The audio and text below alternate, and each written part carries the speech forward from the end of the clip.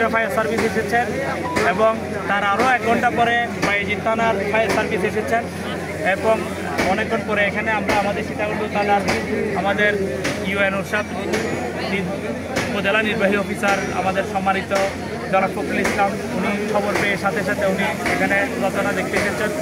আমাদের উপজেলা জামাতের এমপি প্রার্থী উত্তর জেলা জামাতের সাংগঠনিক সম্পাদক আনোয়ার সিদ্দিক চৌধুরী ভাই সহ এখানে এলাকার সকল মানুষ আগুন নিবানোর কাজে লেগে গিয়েছে। বিএনপি জামাত সকল ব্যবসায়ী শ্রমিক ছাত্র সব এলাকার হাজার হাজার মানুষ এখানে আগুন নিবানোর জন্য কাজে লেগে গিয়েছে।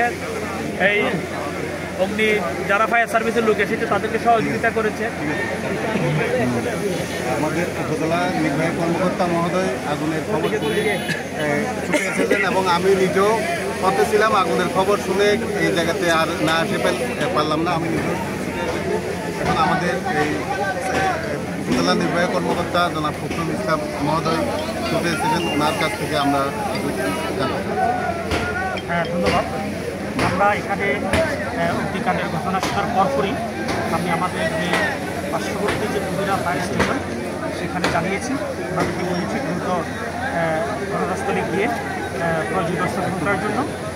এর পরবর্তীতে বলেছি যদি সাপোর্ট লাগে তাহলে কাছাকাছি বায়েজিদ একটা স্টেশন আছে, আমাদের সীতাকুণ্ড আরেকটা আছে, যদি সাপোর্ট লাগে তাহলে ওই দুইটার থেকে সাপোর্ট দেওয়ার জন্য আমি বিষয় দিয়েছি।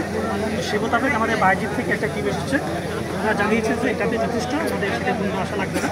তারপরে সীতাকুণ্ডে একজন ফায়ার স্টেশন কর্মী এখানে এসেছেন, উনিও এই কাজে নিয়োজিত আছেন। তো আমাদের ইতিমধ্যে আমাদের প্রায় নিয়ন্ত্রণ চলে এসেছে। আমাদের এখানকার আসলে এটা খুবই দুঃখজনক ঘটনা যে এই ধরনের অগ্নিকাণ্ড আমাদের অনেক প্রায় 2 কোটি টাকা আর্থিক ক্ষতি হয়েছে।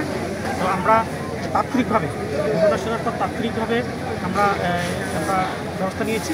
পাশাপাশি করে আমরা ডিএসআরকে জানিয়েছি যে অগ্নিকাণ্ডের ঘটনা ঘটিয়েছে।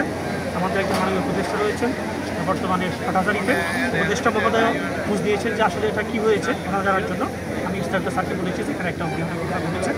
তো আমাদের সরকার পক্ষ থেকে যত দ্রুত সম্ভব আমরা সকল পদক্ষেপ গ্রহণ করেছি।